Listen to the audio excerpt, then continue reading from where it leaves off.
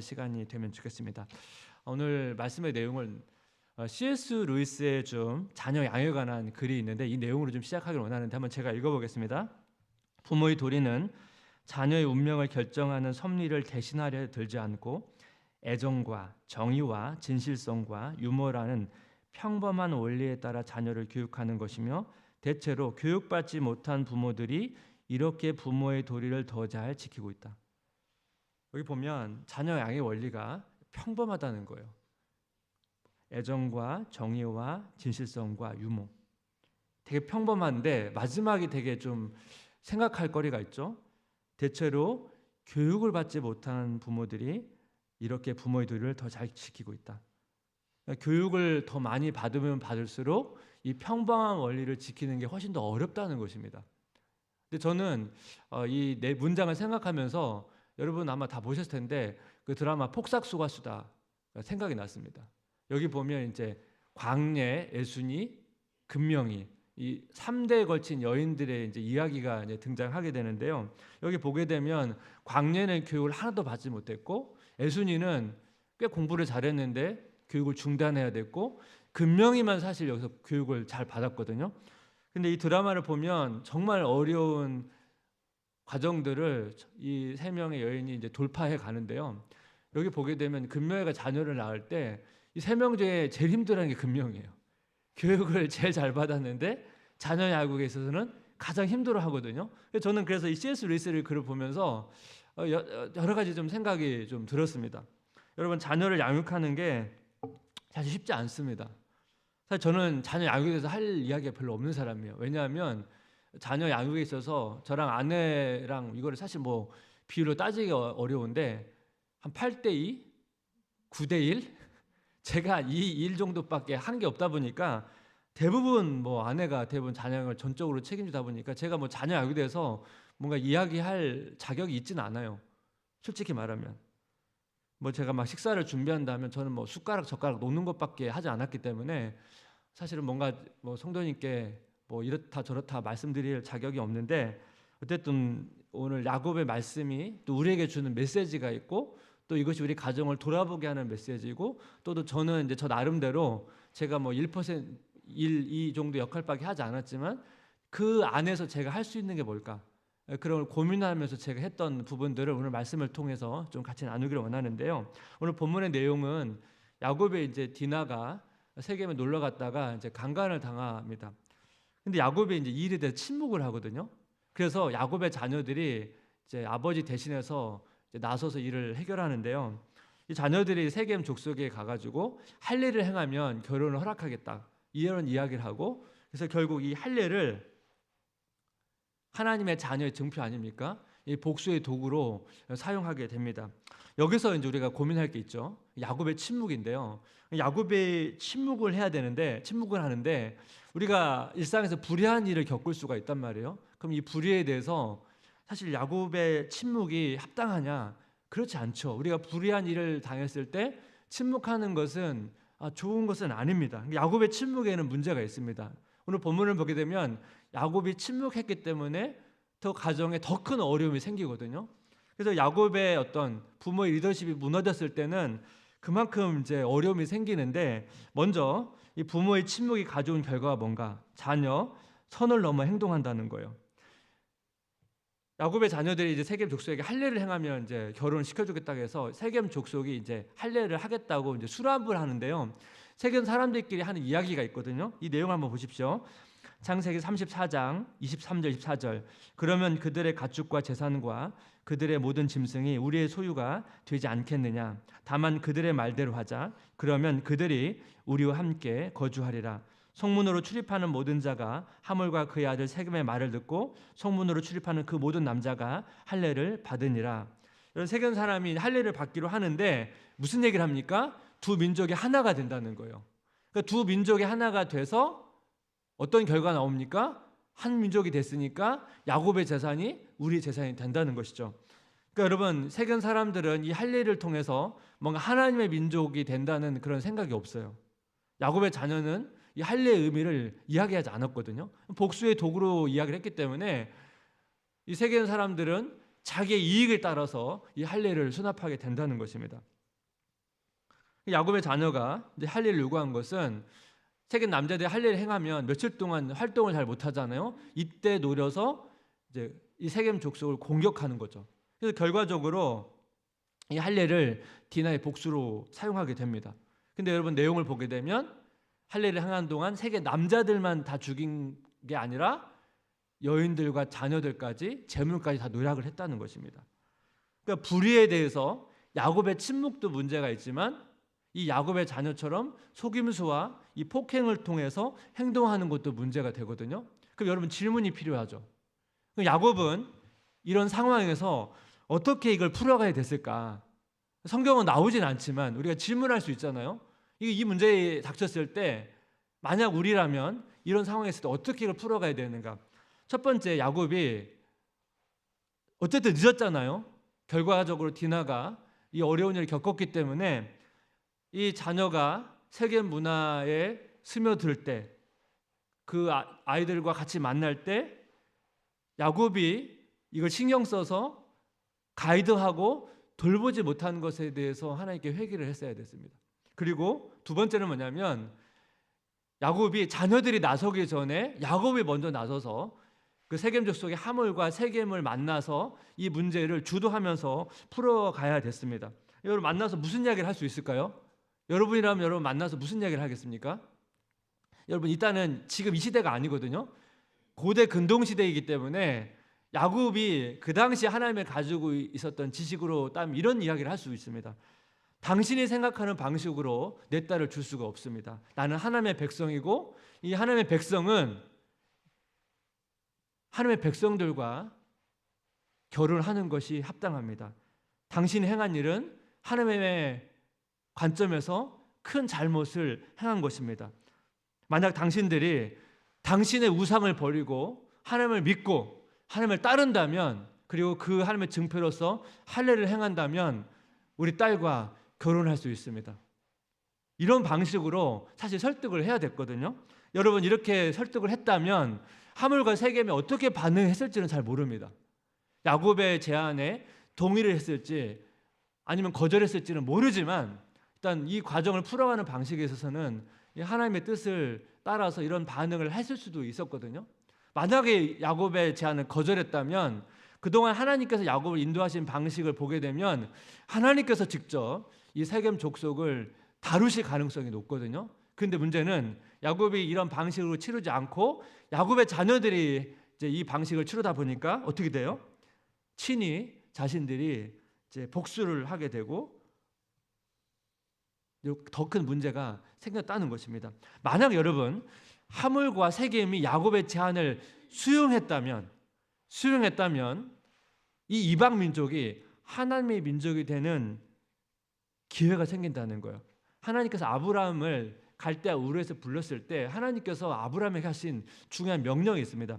창세기 12장 1절 3절인데 여호와께서 아브라함에게 이르시되 너는 너의 고향과 친척과 아버지의 집을 떠나 내가 네게 보여줄 땅으로 가라. 내가 너를 큰 민족을 이루고 네게 복을 주어 내 이름을 창대하게 하리니 너는 복이 될지라. 너를 축복하는 자에게는 내가 복을 내리고 너를 저주하는 자에게는 내가 저주하리니 땅의 모든 족속이 너로 말미암아 복을 얻을 것이라 하신지라. 여러분 야곱이 되게 힘든 일을 겪었지만 이 일을 통해서 이 가나안 민족에게 복이 되는, 축복할 수 있는, 그들이 함께 이 복을 누릴 수 있는 사실 기회를 사실 얻을 수도 있었거든요. 근데 야곱은 제가 지난주 그 예전에 야곱 설교처럼 침체에 있었기 때문에 이런 기회를 어떻게 보면 역전시켜서 그 복의 통로가 될 수 있는 기회를 놓쳤다는 것입니다. 여러분 오늘 본문은 사실 우리 일상에서 일어나기는 흔하지 않은 일입니다. 하지만 이 야곱의 모습은 우리가 다른 상황 속에서 자주 나타날 수 있는 모습이거든요. 전에 말씀드렸는데 사실 부모는 완벽한 존재가 아닙니다. 연약합니다. 근데 우리가 영적으로 충만하면 우리 연약함이 그렇게 크게 중요하지 않거든요. 근데 우리가 영적으로 충만하지 않을 때 우리 연약함이 부각이 되면 커집니다. 그러면 부모가 이 연약함이 부각될 때 이 자녀가 그 영향을 받거든요.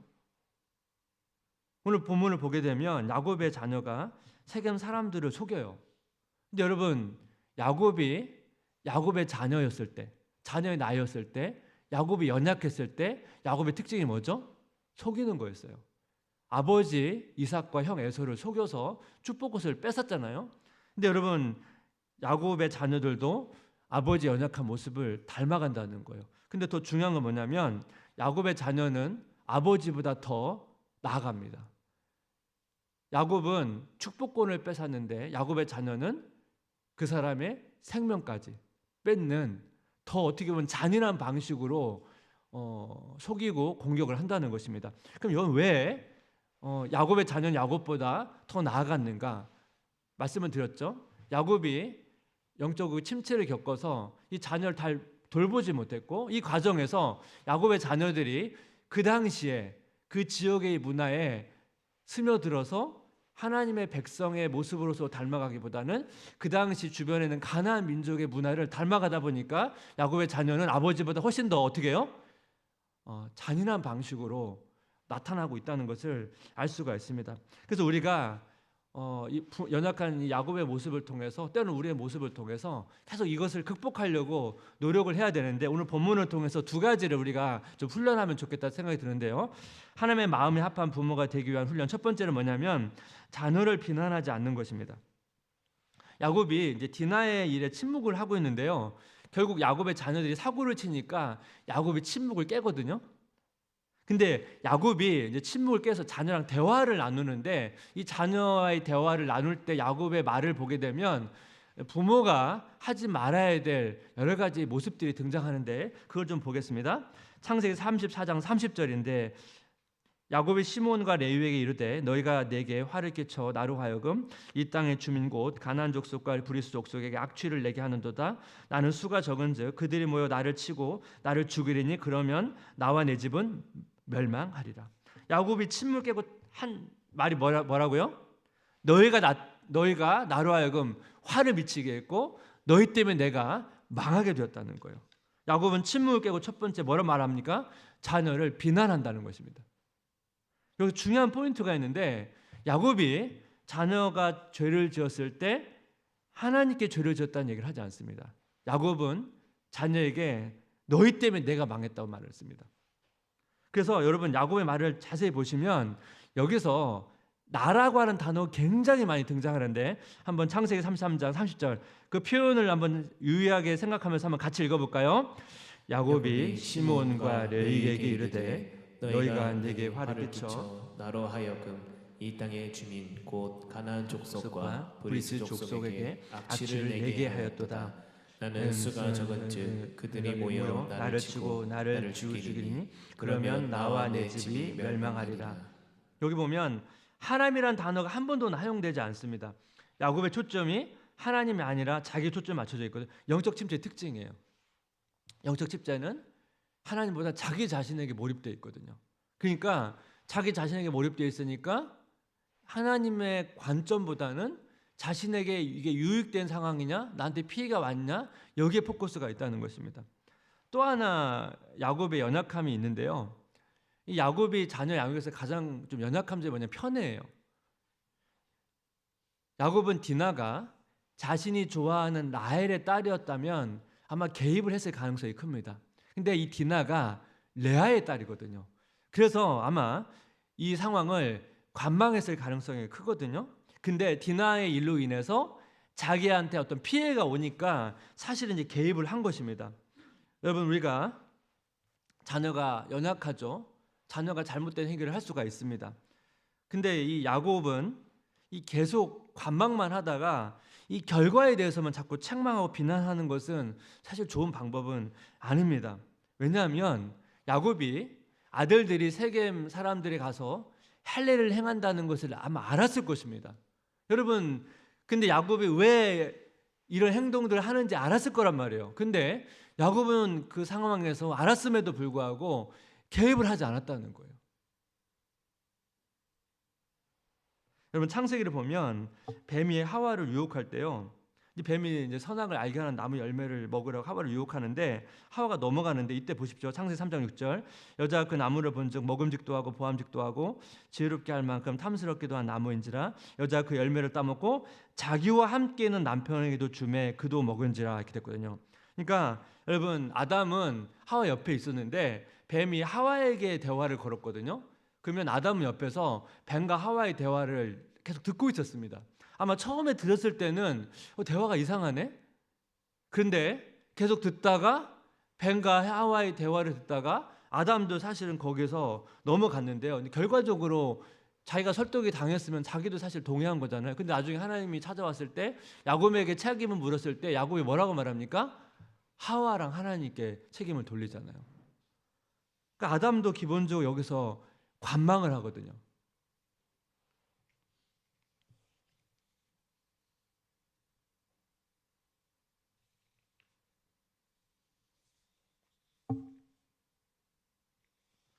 오늘 본문을 정리해 보면 야곱이 이 자녀와의 관계에서 잘못된 일을 행했을 때 이것을 하나님의 관점에서 풀어가는 게 아니고 자신의 관점에서 오직 자신의 초점을 맞추어서 이걸 풀어가고 있다는 것이 첫 번째 특징이고 두 번째는 뭐냐면 야곱이 문제가 발생됐을 때 개입하고 이걸 해결해 가는 게 아니고 결과적으로 어떻게 해요? 마지막 결과에 대해서만 비난하고 책임을 묻는다는 것입니다. 사실 여기에서 이제 중요한 게 결과적으로 이제 우리가 자녀와의 관계에서 이제 자녀한테 관심을 갖는 건데요. 저는 여기서 이제 야곱이 아버지잖아요. 저는 이제 한국적인 상황에서 이 아버지가 이 자녀 양육에 참여하는 시간들이 많지 않습니다. 그래서 우리 이 야곱의 모습이 참 아버지의 모습일 가능성이 되게 많아요. 시간적으로 그렇고 또 기본적으로 아담처럼 이 야곱처럼 좀 아버지를 관망하는 자세를 취할 때가 좀 많이 있습니다. 그것이 어떻게 보면 아담의 연약함이고 야곱의 연약함이고 또 아버지의 연약함인데요. 어쨌든 요즘은 그래도 아버지가 이제 자녀 양육에 점점 더 많이 이제 참여하는 분들이 많아지고 있는 것은 되게 좋은 것 같습니다. 제가 앞에서도 말씀드렸던 것처럼 저는 이제 그 자녀 양육에 있어서 자녀들과 많은 시간을 보내지 못했고 제가 아까 말씀드린 한 8대2, 9대1 정도니까 사실 저는 자녀들이 잘못된 행동을 했을 때 제가 굉장히 이제 노력을 하는 게 결과보다는 과정에 대한 이야기를 나누려고 노력을 합니다. 제가 이제 첫째가 이번에 이제 대학교에 이제 들어가는데요. 제가 이제 고등학교 다닐 때 제가 이제 많이 했던 대화의 주제가 있었거든요.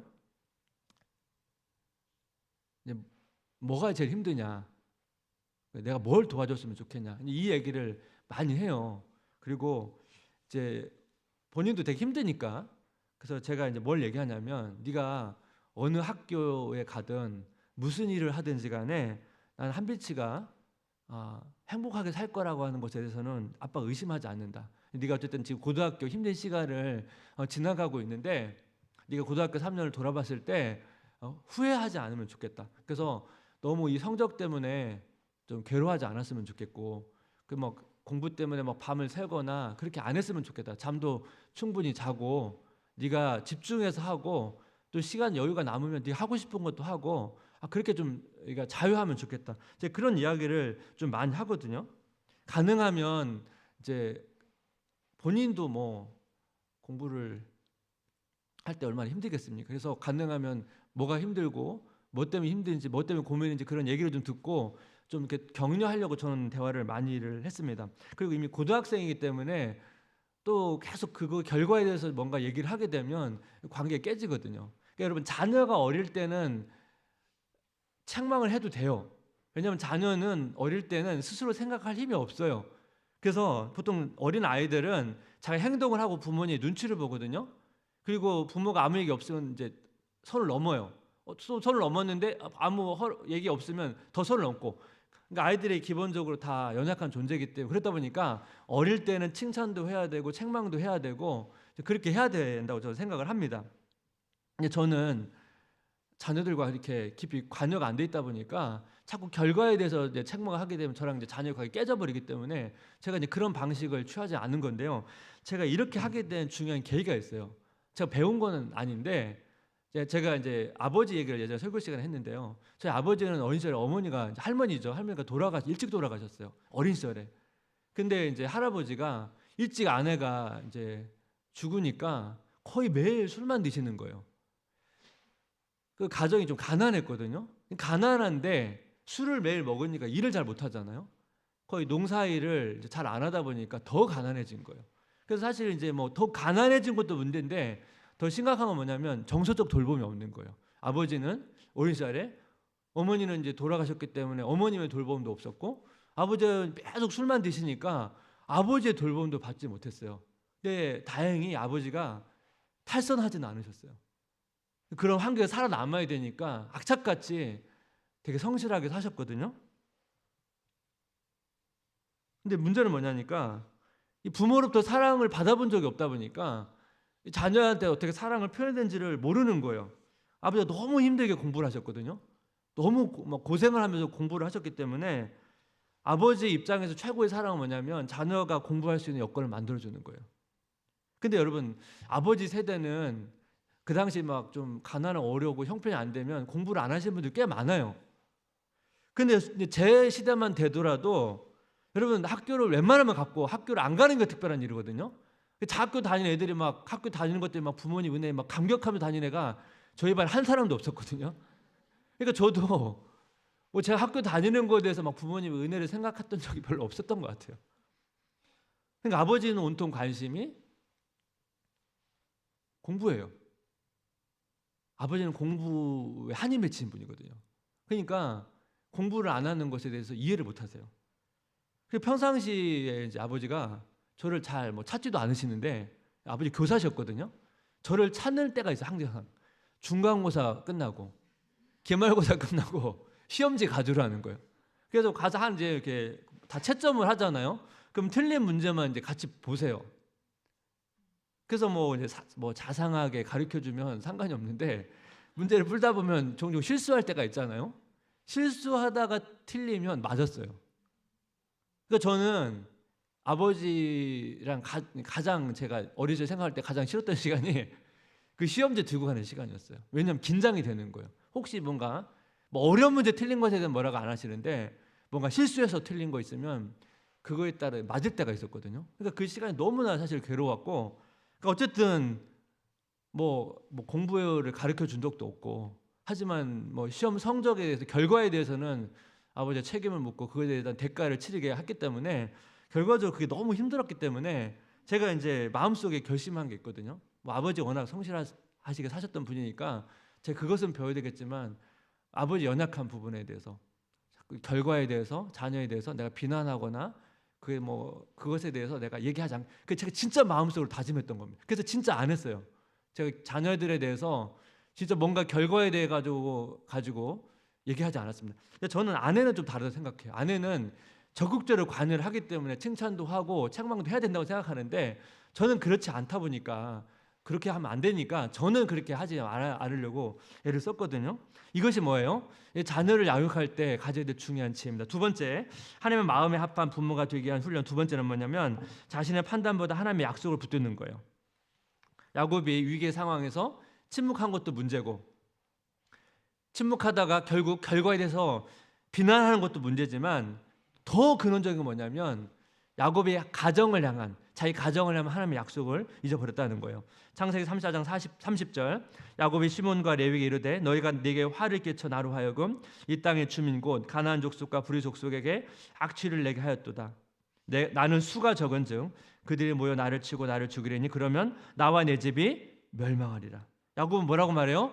자신이 멸망할 것 같다고 말해요. 근데 여러분, 하나님께서 야곱에게 약속하신 말씀이 있거든요. 대표적 하나만 볼까요? 창세기 28장 15절 한번 같이 읽겠습니다. 내가 너와 함께 있어 내가 어디로 가든지 너를 지키며 너를 이끌어 이 땅으로 돌아오게 할지라. 내가 내게 허락한 것을 다 이루기까지 너를 떠나지 아니하라 하신지라. 그러니까 야곱에게 내가 내게 허락한 걸 다 이루기까지 너를 떠나지 않겠다고 약속했거든요.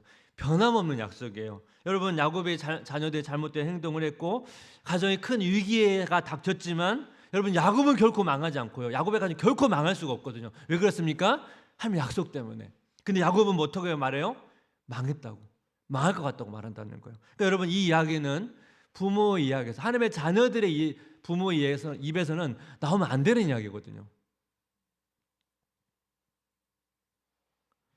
제가 자녀들에게 제 의도적으로 많이 하는 말이 있는데, 뭐냐면 아빠는 한 빛 한결이 미래에 대해서 걱정 안 한다. 이런 얘기를 많이 합니다. 저희 자녀에 대해서 걱정이 없다는 게 아니에요. 있어요. 하지만 제가 자녀들한테는 이런 표현을 잘 쓰지 않아요. 하나는 하나님에 대한 신뢰도 있고요. 또 하나는 제가 의도적으로 얘기하지 않는데, 왜냐하면 여러분, 부모가 자녀에게 자꾸 불안감을 주는 건 좋지 않다고 생각해요. 왜냐하면 자녀가 커가면 커갈수록 기본적으로 자기가 불안함을 느끼거든요. 저도 어린 시절에 커가면서 제 나름대로 불안이 있었어요. 그러니까 부모가 자녀를 신뢰해줘도 불안한데 부모까지 자녀에게 불안감을 줄 필요는 없거든요. 그러니까 저는 그래서 의도적으로 자꾸 불안감을 주는 말을 하지는 않습니다. 제가 요즘에 이제 많이 좀 걱정되는 게 뭐냐면, 지금 세대를 볼 때 걱정되는 게 뭐냐면, 자녀들이 이제 스마트폰 영상, 뭐 게임 이런 걸 많이 해요. 저는 뭐 이것을 어느 정도 하는 것에 대해서는 전 그게 나쁘다고 생각하지 않습니다. 그리고 앞으로 미래 세계는 계속 이것이 더 확장될 거기 때문에 자녀가 이것을 단절하고 살 수는 없는데, 제가 좀 걱정하는 건 뭐냐면, 자녀들이 이제 현실 세계에서 놀기보다는 이 가상 공간에서 놀거든요. 가상 공간에서 놀다가 현실 세계로 돌아오면 무슨 문제가 있냐면, 가상 세계는 이상적이에요. 근데 현실 세계는 이상적이 않거든요. 그러면 가상 세계에서는 많이 놀다 온 친구도 현실 세계 돌아오면 되게 답답해요. 그냥 답답해요. 본인도 알 수 없는 뭔가 답답함이 있고 불안이 있어요. 그걸 많이 이제 스마트폰 하는 사람들의 특징이 그렇거든요. 굉장히 불안하고 그 마음에 답답함이 있어요. 그러니까 자꾸 가상 세계로 들어가려고 그래요. 과거 자녀 세대는 가상공간에서 놀질 않았어요. 현실 세계에서 놀았어요. 왜냐하면 과거 세대 자녀들은 가상공간에 놀 기회가 없었어요. 제가 이제 어린 자녀 시대만 해도 가상공간에 놀 수 있는 유일한 게 뭐냐면 오락실 가는 거. 그리고 그나마 좀 집에 컴퓨터가 있는 집에서는 집에서 컴퓨터 하는 거 외에는 가상공간에 놀 수 없는데, 여러분 오락실에 가거나 집에서 컴퓨터 하는 거는 일주일 중에 제한된 시간 조금 하는 거거든요. 그러니까 기본적으로 자녀들이 어디서 놀았다고요? 현실 공간에 놀았어요.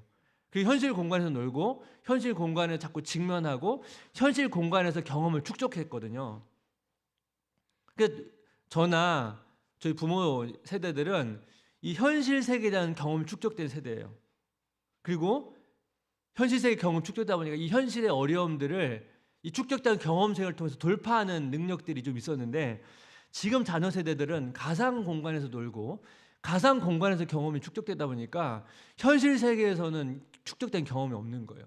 근데 문제는 뭐예요? 가상 공간 이상적이기 때문에 가상 공간에서의 축적된 경험들이 현실 세계에서는 잘 맞지는 않는다는 거예요. 그러니까 어떻게 해요? 더 불안해요.